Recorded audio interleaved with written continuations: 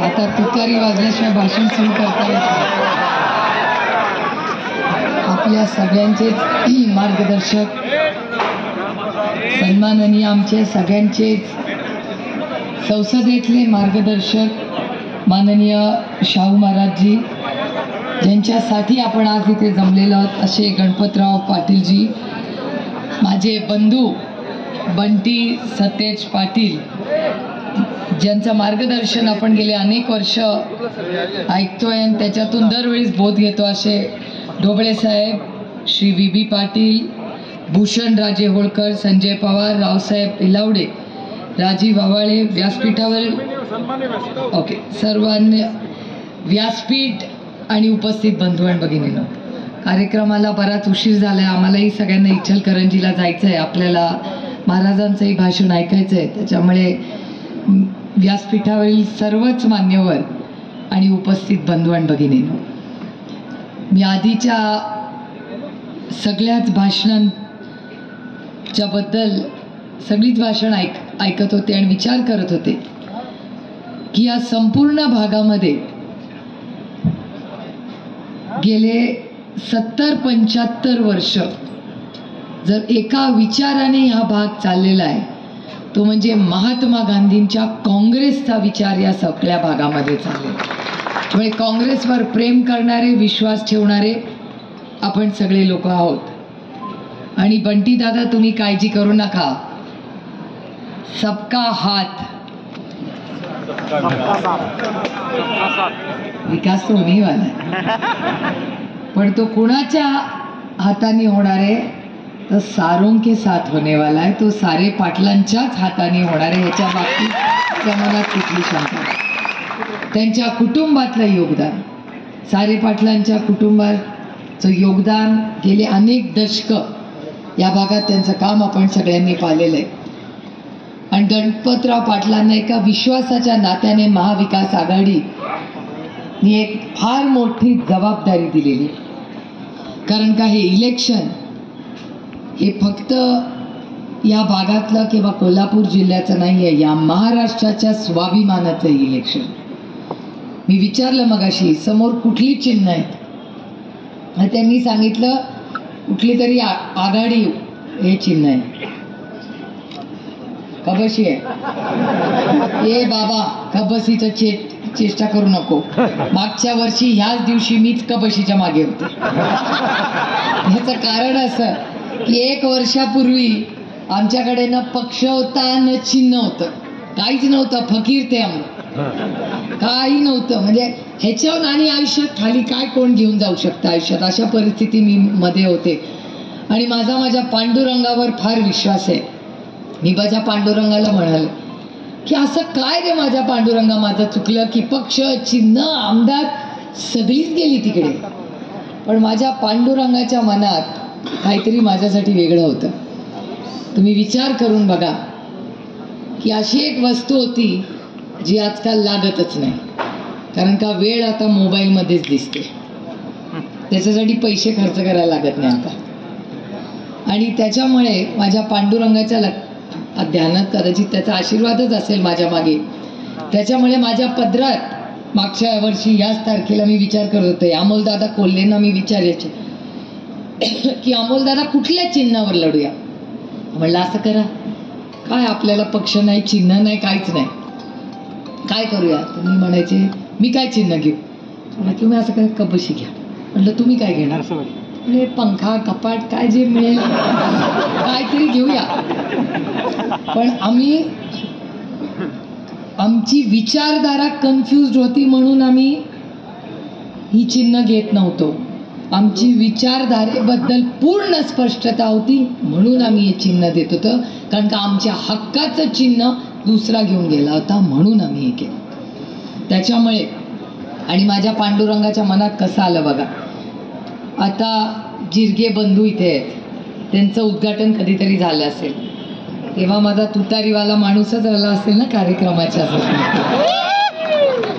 दत्तराज पतसंस्था याच्या उद्घाटनाला पण तुतारी वाजवणारा माणूसच होता. बंटी दादाच्या लग्नातही तुतारी वाजवणारा माणूसच होता. आणि हे जेव्हा जेव्हा जेव्हा युद्ध पुकारलं तेव्हाही तुतारी वाजवणारा माणूसच तिथे होता, जवळ आज. आणि तो एका महत्वाच्या ताकदवर हातामध्ये होता. त्याच्यामुळे त्या हाताची ताकद ही आपल्याला दाखवायची वेळ आलेली आहे. आणि माझा विश्वास आहे की ह्या वेळीस तुम्ही पंजाच्या शेजारचं बटन दाबूनच महाराष्ट्राच्या स्वाभिमानी असं सरकार आपल्याला इथे उभं करायचं. आज तुम्ही बघताय काय परिस्थिती आहे राज्यामध्ये. मी भूषण दादांचं भाषण ऐकत होते. त्यांनी होळकर कुटुंबाच्या असंख्य आठवणी सांगितल्या. मगाशी मी मंदिरात, दत्त महाराजांचं मंदिरात मी दर्शन घ्यायला गेले तेव्हा त्यांनी सांगितलं की त्यांचं उभं आयुष्य इथे गेलं. त्यांच्या मामांची ओळख करून दिली. दर्शनासाठी त्यांनी तिथे जे गट बांधलेले, मंदिर सगळं चांगलं होतं, त्या काळातल्या अनेक आठवणी त्यांनी केल्या. ढोबळे साहेबांनी त्यांचे अनुभव सांगितले. बंटी दादांनी तर काय भाषण केलं. बंटी दादाचं भाषण म्हणजे सीट आलीच असंच समजून मी चाललेली. कारण संघटनेला ताकद द्यायचं काम, पक्ष वाढवायचं काम हे बंटी दादा करतात. त्यांचं तुतारीवर प्रेम आहे. पण कधीतरी मीटिंगला बसून बघा, आपलं सोडत नाही बाबा. प्रेमानी बहीण म्हणतो वगैरे, पण जेव्हा पक्षाची टोपी घालून बसतो तेव्हा बहीण बहीण कुछ नाही, तेव्हा पंजाब. आणि असं असलं पाहिजे, का नसावं. प्रत्येकाला आपला पक्ष वाढवायचा अधिकार आहे. पण काँग्रेस बरोबर एक आहे, काँग्रेस बरोबर मला कधीच अंतर वाटत नाही. अंतर त्यांना होतं, मला कधीच नव्हतं. माझी काँग्रेसशी कधीच लढाई चालली नव्हती. लढाई तिकडे होती. आणि ताटातलं वाटीत आणि वाटीतलं ताटात काय फरक पडतो. त्याच्यामुळे बंटी दादा बरोबर मला नाही म्हणायला कधीच काही वाटत नाही. मी बंटी दादाला होच म्हणते. जाऊ दे ना, आपल्या भावाला आपल्याला मिळालं, बंटी दादाला मिळालं, काय हेच तर बहिणीचं नातं बंटी दादा महाराष्ट्रातल्या या नेत्यांना कळलं नाही, ह्याचंच दुःख. अहो, दुःख मला एवढ्याच गोष्टीचं वाटतं. आज योगायोगाने भाऊबीज आहे. बंटी दादाला वळणारे मी सभा झाले. पण तुम्ही मला विचार करून सांगा, तुमच्या सगळ्यांच्या बहिणी आज सकाळी आलेही असतील. यांनी 1500 रुपये किंमत आमच्या नात्याला लावली. याचं दुःख आयुष्यभर राहील. 1500 रुपये दिले, आनंद आहे, स्वागत आहे. आपलं सरकार आल्यावर वाढू होईल, त्याची नाही मला चिंता वाटत. कारण ह्या राज्यात 2 काय तुझ्यासाठी 3 करू, काय प्रॉब्लेम. हा पैशाचा किंमत नाही. एका बहिणीच्या नजरेने बघा त्याच्याकडे. आता हे जिरंगे बंधू आहेत ना, जिरगे बंधू व्यवसाय करतात. मी नात्याबद्दल बोलते. त्यांनी नात्यात पैसे आणायचे नाही आणि त्यांनी नात्यात पैसे आणायचेच नाहीत आणि व्यवहारात नातं आणायचं नाही. जेव्हा व्यवहारात नातं येईल ना, पुढच्या वेळेस शटर बंद होईल. आणि जेव्हा नात्यात पैसे येतात तेव्हा त्या नात्यात प्रेम राहत नाही. हेच दुर्दैव आहे. आणि लाडकी बहीण मगाशी बंटी दादा बोलला तुम्ही. बंटी दादा, तुम्हाला वाईट वाटणार नसेल आणि महाराजांना वाईट वाटणार नसेल तर मी थोडंसं क्रेडिट घेऊ का या स्कीमबद्दल. तुम्ही नाराज होऊ नका, तुमचं पण कॉन्ट्रीब्युशन आहे त्याच्यात. पण थोडंसं माझं जास्त आहे. म्हणजे बारामती लोकसभा मतदारसंघात लोकसभेपर्यंत बहीण लाडकी नव्हती, हे माझ्यापेक्षा कुणालाही जास्त माहिती नाही. या राज्यातली बहीण लाडकी नव्हती. असा दणका तुम्ही दिला ना की बहिणी अशा 1 मिनिटात लाडक्या झाल्या. आणि थोडंसं क्रेडिट बारामती लोकसभा मतदारसंघाला मिळतंय. तुम्हाला मिळतंच, काही नाही म्हणत नाही, पण थोडंसं 5% बारामती लोकसभा मतदारसंघाला जास्त. कारण का 31 खासदार निवडून आले आणि डायरेक्ट लाडकी बहीण स्कीमच सुरुवात झाली. त्याच्या आधी कधीही स्कीम नव्हती. महिलांनो लक्षात ठेवा. आणि आपल्याला माहिती, आपण फार हुशार आहोत. या सगळ्यांना असं वाटतं की 1500 रुपये दिल्या त्या आमच्या सगळ्या महिला भगिनी टपा मतदान करतात. आमचं मत हे आम्ही स्वाभिमानी मत आहोत. तुम्ही पैसे दिले म्हणून आम्ही तुम्हाला मतदान करणार नाही. तुम्ही काम द्या, आमच्या पोराच्या हाताला नोकरी द्या, मेरिटवर आमचं पोरग पास होईल, हाताला काम दिलं तर मतदान करू. आम्ही उगाच 1500 रुपये दिले म्हणून मतदान करणारे आम्ही स्वाभिमानी महिला आणि याचा सार्थ अभिमान आम्हाला. आणि त्याच्यामुळे सगळ्यांना असं वाटतं, पत्रकार मला विचारतात लाडकी बहीण योजनेचं काय होणार, काही काळजी करू नका. आम्ही बहिणी फार स्वाभिमानी आहोत. आम्ही मोडू पण पैशासमोर वाकणार नाही याचा सार्थ अभिमान आहे. आणि आम्ही काय भाऊबीज पैशासाठी नाही करत, आम्ही प्रेमासाठी करतो. जेव्हा भावाकडे जातो ना तेव्हा चकलीचा आणि लाडवाचा डबा घेऊन जातो. आईच्या आठवणी म्हणून वहिनीला सांगतो, बी चिरोटा आणला बाई तुझ्यासाठी. डब्बा लहान झालाय, हा भाग वेगळा, कारण का महागाईच तेवढी वाढली. 1500 रुपये घेतात आणि 2000 रुपये तेलाचा डबा घेतात.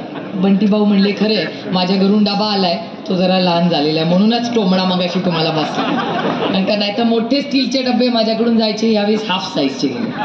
तर बंटी दादानी मगाशी बघितलं, हे काय म्हटलं, महागाई झाली बस, बडा डबा नाही यावी. आपलं सरकार आल्यावर महागाई कमी कर, मग पुढच्या दिवाळीला मोठा डबा परत. पण खरंच गरज आहे की आज राजकारण, भाषणं, काय लोक भाषणं करतात. मी आज इथे येताना विचार करत होते सगळ्यांची भाषणं करतात, कारण का ह्या भागात आलं की मला नेहमी माझे ज्येष्ठ बंधू कैलासवासी R.R. पाटलांची आठवण आल्याशिवाय दिवस मला.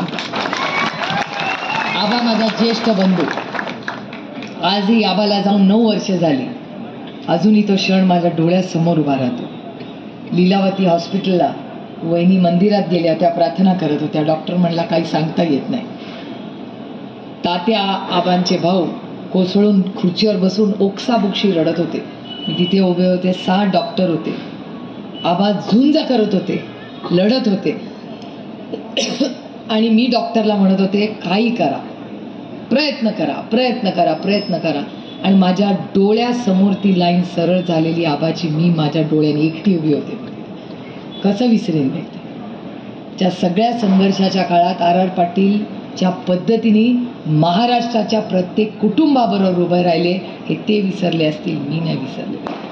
आणि जोपर्यंत श्वासात श्वास आहे, सुमन वहिनी R.R.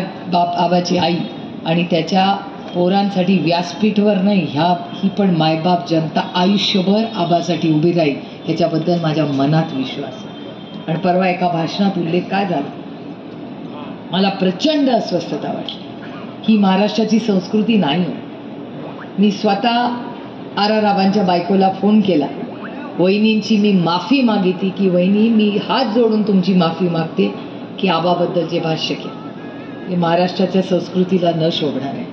आणि आबाची आठवण वारंवार मला जास्त का येते, कारण का प्रशासनामध्ये अतिशय उत्तम, या राज्यातला सगळ्यात चांगला गृहमंत्री म्हणून जेव्हा जेव्हा महाराष्ट्राचा इतिहास लिहिला जाईल त्याच्यात पहिल्या 2-3 मध्ये नेहमीच R.R. पाटलांचं नाव अभिमानाने लिहिलं जाईल.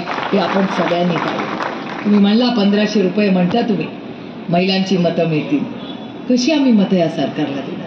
अहो आमच्या घरातल्या पोरी जेव्हा बाहेर जातात आईच्या मनात धगधग धगधग असतं की पोरगी घरात येईस्तोवर ती सुरक्षित येईल का नाही माहिती नाही. बारामती लोकसभा मतदारसंघात सारखा अभिमान आहे मला माझ्या मतदारसंघाचा. संघर्षाच्या काळात प्रत्येकाला वाटत होतं सुप्रिया सुळे निवडून येत नाहीत, पण तिथे ना पैसे चालले ना सत्ता, फक्त स्वाभिमानी माणसं चालली म्हणून 1.5 लाख मतांनी मी निवडून आले.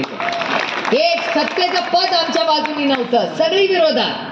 दूध संघ विरोधात, आमदार सगळे विरोधात, जिल्हा परिषद, पंचायत समिती, सरपंच, बँक, तुम्ही म्हणाल ते सगळं विरोधात होती. पण त्या मायबाप जनतेने ठरवलं होतं. एक तर आमच्या सर्वेमध्ये तर मजा असायची बंटी दादा. आमच्या सर्वेमध्ये लोक विचारायचे कुणाला मतदान देणार, म्हणायचे आम्ही दोन्ही बाजू, साईड पण आणि दादा पण. सर्वेवाले म्हणायचे आता काय कळेच ना बारामती कोणाला मतदान करतात. कधीही खरं चूप बसायचे ना, माहिती नव्हतं सर्वेवाला कोण आहे कशाला. आणि तुम्ही 12चे फोन म्हणताय, तुमच्याकडे 12 नंतर फोन येतात, आमच्याकडे दिवसभर फोन येतात. त्याच्यामुळे लोक अशी घाबरत नाहीत बंटी दादा. नेते इथे तिथे उड्या मारतात, सामान्य मायबाप जनता किती इथे तिथे उड्या कधीच नाही. आणि तुमचा माझं बंटी दादा राजकारण आहे यांच्या ताकदीमुळे तुम्ही आणि माझे निवडून येतात. मला अजूनही ते दिवस आठवतात. पवारसाहेब मला दौऱ्यानंतर विचारायचे कसा झाला दौरा, म्हटलं एकदम चांगला. कोण होतं गाडी, आमदार होते, जिल्हा परिषद अध्यक्ष होता. म्हणजे अजून कोण भेटले, लोक भेटले ना. पुढे काय? पुढे म्हणलं सगळं चांगलं आहे. 2024च्या इलेक्शनमध्ये ध्यानात आलं की ते का प्रश्न विचारत होते, कारण का माझ्या लक्षात आलं जिल्हा परिषदचा अध्यक्ष आणि आमदारांनी मतं मिळत नाही, ही ना जोडलेली असेल ना तरच मतं मिळतात. आणि मी ह्या लोकांमुळे निवडून आले. ना जिल्हा परिषदचा अध्यक्ष माझ्या बाजूनी ना आमदार माझ्या बाजूनी. म्हणजे ज्यांना मी गाडीत घेऊन फिरले ती सगळी विरोधात गेली आणि रोज माझ्या विरोधात काय काय भाषणं करायची. हे निवडून आल्यावर येणारच नाही, ही इतके वर्ष आलीच नाही. म्हणलं अरे माझ्या गाडीत सेल्फी टाकले तर म्हणते ती आलीच नाही मतात. ठीक आहे आता जाऊ दे, गेले ते दिवस, गंमत जम्मत असते. आणि मी रामकृष्ण हरिवाले, झालं लोकसभा जमली, जिंकलो, चला पुढे जाऊया. कारण का मी राजकारणात फक्त टीका टिप्पणी करायला नाही आले किंवा कुणावर टीका करण्यासाठी नाही आले. आम्ही राजकारणात का आलो? तुमच्या आयुष्यात एक चांगला बदल घडवण्यासाठी आम्ही आलो. याच्यासाठी राजकारणात काय आपल्याला अपेक्षित आहे? मागाशी मी गणपतराव भाऊंचं भाषण ऐकलं, ते फक्त विकासावर बोलले, फक्त विकासावर बोलले. अभिमान मला वाटतो त्यांनी काय समोरच्यावर टीका केली नाही. आणि काय टीका करणार होतो? माझं म्हणणे कुठलाही विचार घ्या पण त्या विचाराशी ठाम राहा. जो माणूस विचाराशी ठाम राहत नाही तो तुम्हाला कब होगा. त्यामुळे हे आघाडी वगैरे चांगली गोष्ट आहे त्यांची, ज्यांची कोणाची करतात ते, पण माझा विश्वास आहे महाराष्ट्राच्या मायबाप जनतेवर. पत्रकार आम्हाला प्रश्न विचारतात की इतके लोक मग इंडिपेंडंट लढले आहेत महाराष्ट्रात, मग तेच ठरवतील का? तुम्ही रेकॉर्ड करून ठेवा माझं भाषण की महाराष्ट्राची मायबाप जनता अतिशय हुशार आहे. ते हुशार नसते नाही 31 कशी आमची आले असते. कोण आम्हाला म्हणत होतं आम्ही निवडून येऊ? माझा पण काही खरं नव्हतं.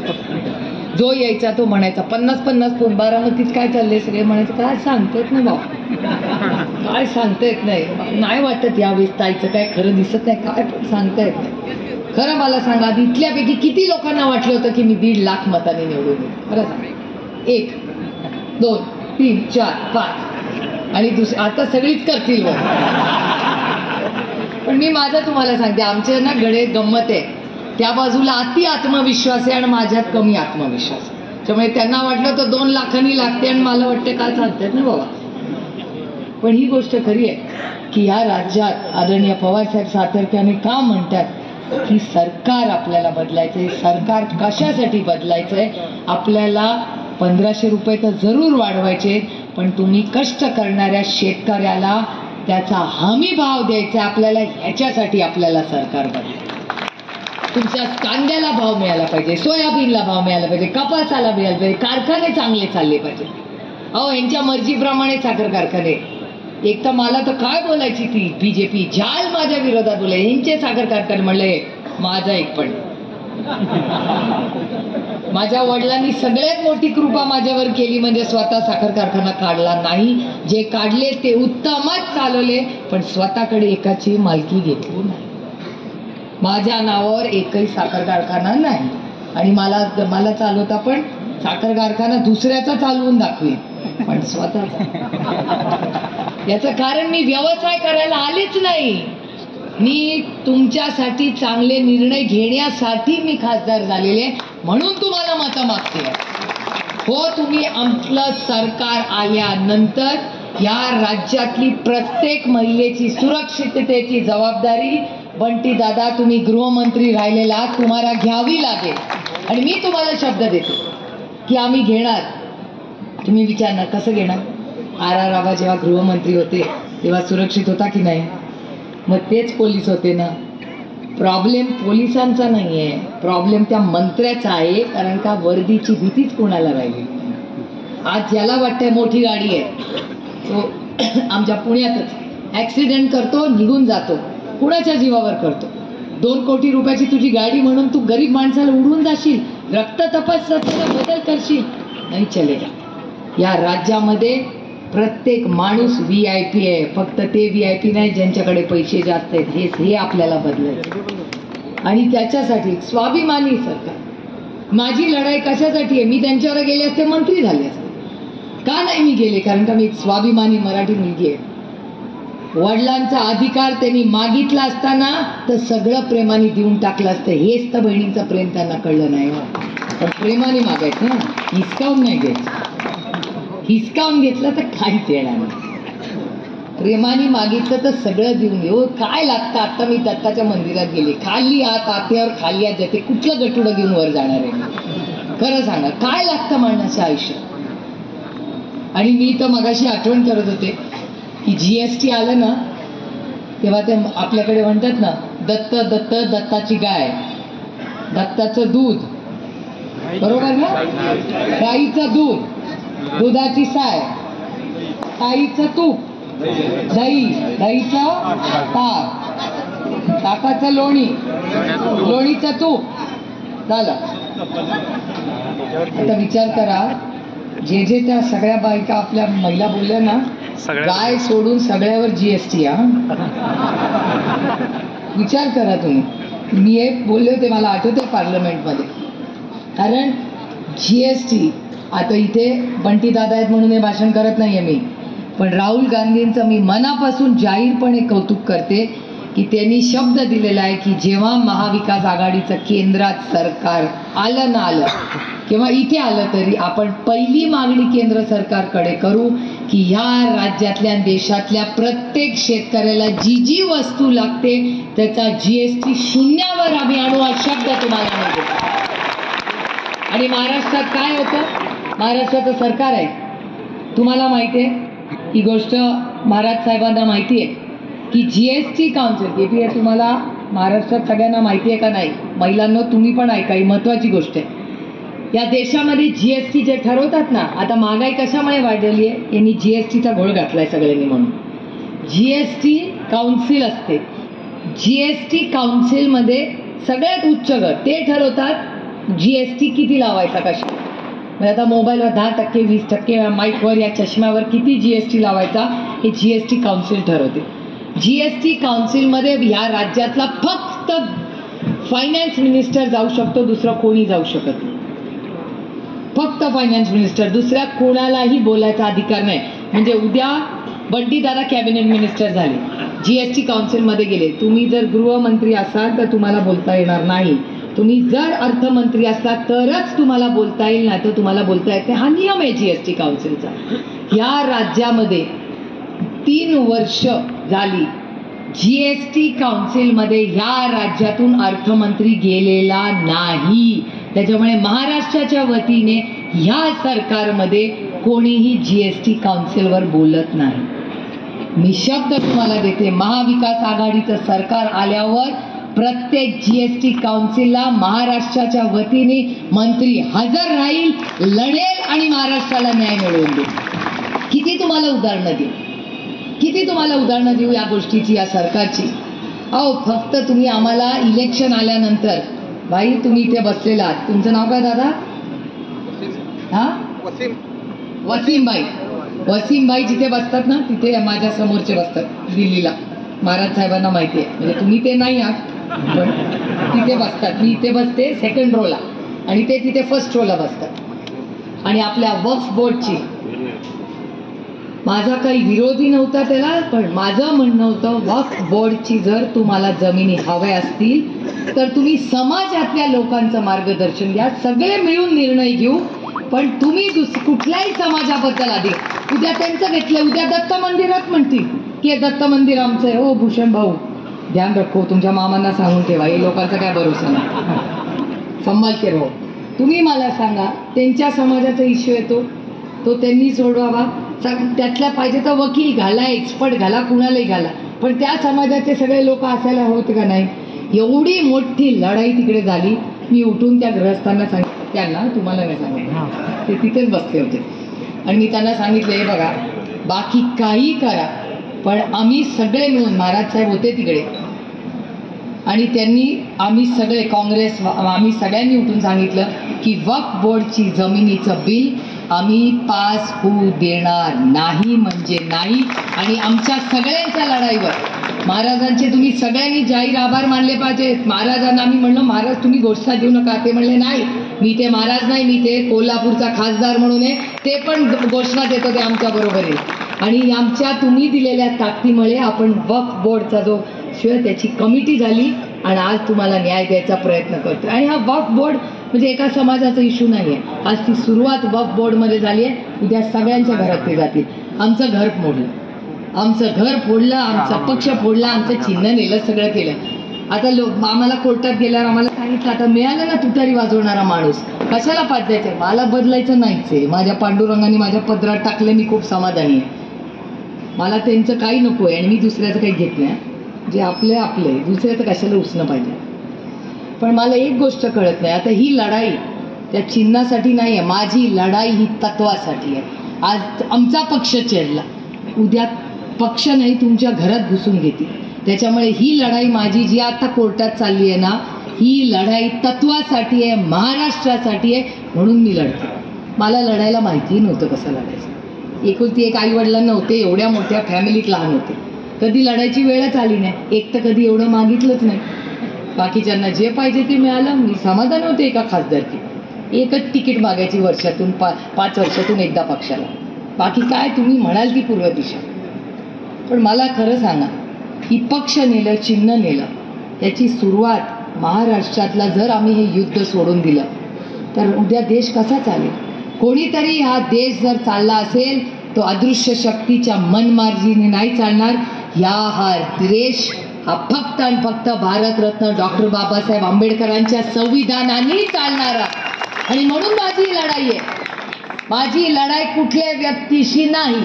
माझे वैयक्तिक भारतीय जनता पक्षाच्या नेत्यांची अतिशय चांगले संबंध आजही आहेत आणि मी ते लपवत नाही.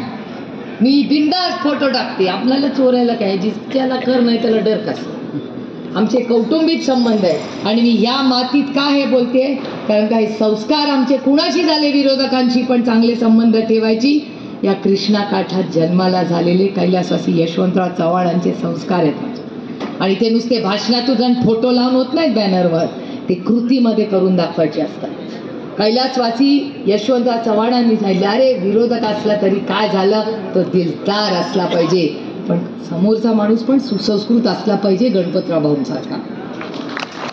त्यामुळे हा बदल झाला पाहिजे. कंटाळा आली ती भाषणं ऐकून. आमची आई तर टीव्ही पण बघत नाही. आणि म्हणलं अहो आमचं तरी बघा. ती म्हणली नको बाई, कंटाळा ती टीव्ही बघून आणि तुमची ती भाषणं बघून. कसली भाषणं तरी करता का? म्हणे ते काहीतरी बोलणार त्याच्यावर तुम्ही काहीतरी बोलणार, मी बंद केलंय टीव्ही बघणार. ते म्हणले नको, आपलं ती टीव्ही सिरियल थोडा वेळ बरी, नको आहे टीव्ही, नको तुमचं राजकारणच नको. कारण का हे सुसंस्कृत राजकारण नाही. आपल्याला हाच महाराष्ट्रात बदल आणायचा आहे. आपल्याला छत्रपतींचा महाराष्ट्र आणायचा आहे, शाहू फुले आंबेडकरांचा महाराष्ट्र आणायचा आहे. आणि हा महाराष्ट्र बदलायचा असेल तर ही मोठी संधी आज तुमच्या हातात आहे, खूप मोठी ताकद आहे. आता म्हणू नका माझ्या एका मताने काय होणार. तुमच्या एका मतानीच त्या राज्यात आपल्याला जे राम राज्य आणायचे त्याच्यात तुमचं मोठं योगदान असतं. आणि मी त्या भारतीय जनता पक्षाची नासारखी नाही. मी प्रभू श्रीराम कधीही म्हणत नाही. मी मर्यादा पुरुषोत्तम राम म्हणते. ज्या प्रभू रामानी कधीही कुठलीही प्रभूंनी कधीही मर्यादा ओलांडली नाही, त्याला मर्यादा पुरुषोत्तम रामाची मी बघते. आणि ह्यांनी कुठली मर्यादा ठेवली आहे ह्यांनी? असं तर गलिच्छ राजकारण कधी पाहिलंही नाही. सगळं त्यांना वाटतं पैशाने विकत घेता येतं. पैशाने नाही विकत घेता येत या देशात. जोपर्यंत तुमच्यासारखी इमानदार लोक आहेत ना, ते काय त्यांचं काय राज्य येत नाही. त्यामुळे मला काय त्याची फारशी चिंता वाटत नाही. पत्रकारांना विचारत राहतात मला प्रश्न. मला कालच पत्रकारांनी विचारलं, कसा तुम्हाला वाटतंय हवा बदलली आहे, हे ते. म्हटलं अहो आमची असताना 31 आमचे निवडून येतील असं तुम्हाला कधी वाटलं होतं का? आम्हाला तर नेहमी राष्ट्रवादी काँग्रेसला तर सिंगल डिजिटमध्येच ठेवतात, यांची तर काहीच येत नाही. आम्हाला जेव्हा तिकीट आम्ही वाटत होतो तेव्हा सगळे म्हणायचे हा तर मॅनेजच आहे, हा तर मॅनेजच आहे. कुठलं आमचं मॅनेज झालं? 10 पैकी 8 निवडून आले की नाही? काँग्रेसचे किती आले? किती मोठ्या संख्येने? शाहू महाराजांबद्दल पण सगळे म्हणायचे अरे पुढे मागे मागे पुढे आले की नाही मोठ्या संख्येने मतदान केलं. तुमचं क्रेडिट आहे, फार मोठी ताकद आहे हो या राज्यात. त्यामुळे माझी विनंती आहे तुम्हाला, यावेळेस मी महाराष्ट्राला एकच सांगणार आहे, सुसंस्कृत लोकांना निवडून द्यावं. हा आपला महाराष्ट्र आहे. महाराष्ट्रात असं गलिच्छ राजकारण कधी नाही. काय बायकांबद्दल बोलतात, काय म्हणजे त्यांनी शाहू फुले आंबेडकरांच्या विचाराला पण सोडलं नाही, त्यांच्याबद्दल ही वाचाळ वीराने म्हणजे नको वाटतं, टीका करायला पण इच्छा होत नाही. त्याच्यामुळे पातळी सोडून जे सगळं वक्तव्य केलं ना, त्या सरकारला हद्दपार करण्याची वेळ आली. महागाई, बेरोजगारी आणि भ्रष्टाचार मुक्त भारत करण्यासाठी पंजाला मतदान करा ही विनम्र विनंती करायला मी आलेले. आज मोठ्या संख्येने आपण उपस्थित राहिला. हा संपूर्ण भाग आदरणीय पवार साहेबांवर प्रचंड प्रेम करणारा भाग आहे. हे खरंच आमचं भाग्य की तुमच्या हो झालं मला चिठ्ठी आली आता भाषण उरका आपल्याला जायचं इच्छा पण आपण आदरणीय पवार साहेबांना जी साथ इतके वर्ष दिली त्याबद्दल अतिशय विनम्रपणे तुमच्या समोर नतमस्तक होऊन मी मनपूर्वक आभार मानते. आणि तुम्ही सगळ्यांनी आज गणपत भाऊंना तुमचं पवित्र मत एक आशीर्वाद म्हणून द्या एवढीच विनंती करून आपली रजा घेते. जय हिंद, जय महाराष्ट्र, जय आघाडी.